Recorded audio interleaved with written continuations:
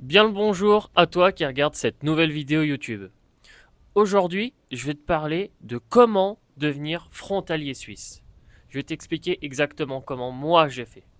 Dans un premier temps, je pense que la meilleure chose, c'est de bien se renseigner. Peu importe le projet, là on parle de la Suisse, tu peux très bien aussi vouloir partir en Australie, devenir frontalier au Luxembourg, essayer le Canada, ou même pour quelconque projet, je pense que dans la vie, la meilleure chose, c'est de bien se renseigner. Donc là, en l'occurrence, quoi de mieux que de venir directement visiter le pays. Tu peux venir 2 3 jours. Comme ça, tu peux déjà voir le secteur qui t'intéresse, que ce soit pour vivre ou pour travailler. Dans un second temps, tu peux aussi venir démarcher des entreprises, là que tu es directement sur place, pour en savoir davantage.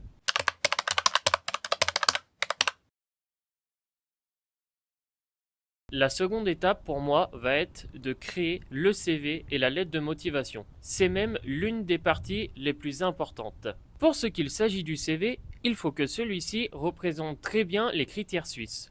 Pour cela, tu as directement ma vidéo que j'ai fait au tout début de ma chaîne, comment faire un CV. Si d'ailleurs tu voudrais que celle-ci soit plus détaillée, n'hésite pas à me le mettre dans le commentaire, comme ça je te ferai une nouvelle vidéo comment faire son CV pour la Suisse. Ensuite, il y a la lettre de motivation.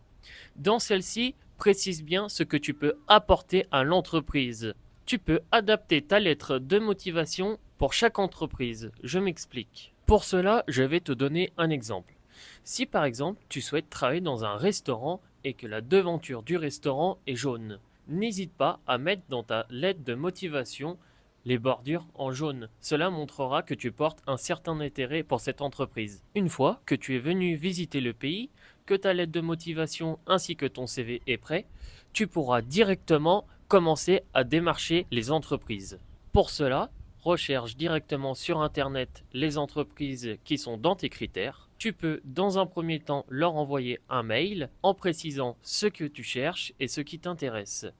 N'hésite pas à ajouter en pièce jointe ta lettre de motivation ainsi que ton CV. Et le plus important, si tu arrives à avoir le numéro de téléphone, n'hésite pas à les appeler, c'est toujours bien et cela montre que tu es très intéressé. Maintenant que tu as démarché les entreprises, tu as peut-être eu d'ailleurs des réponses positives, il faut venir s'installer à la frontière et trouver un logement le plus rapidement possible.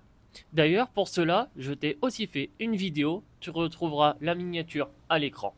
N'hésite pas à aller la voir et si tu as la quelconque question à ce sujet, tu sais que tu peux la mettre dans les commentaires et j'y répondrai le plus rapidement possible. Maintenant que tu es installé à la frontière, que tu as déménagé, tu vas pouvoir démarcher davantage les entreprises.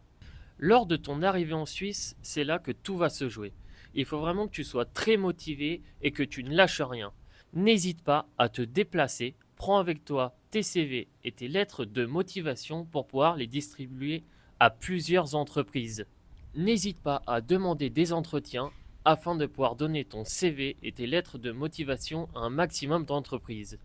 Le but est vraiment de trouver un travail le plus rapidement possible. Si je peux te donner un conseil, c'est de ne rien lâcher et de démarcher au maximum. Postule tous les jours, que ce soit téléphoniquement ou bien te rendre directement aux entreprises.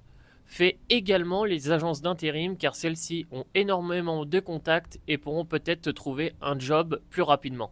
En revanche, ne t'inquiète pas si tu ne trouves pas du travail dès le début, ça peut prendre plusieurs semaines, voire plus d'un mois pour certaines personnes.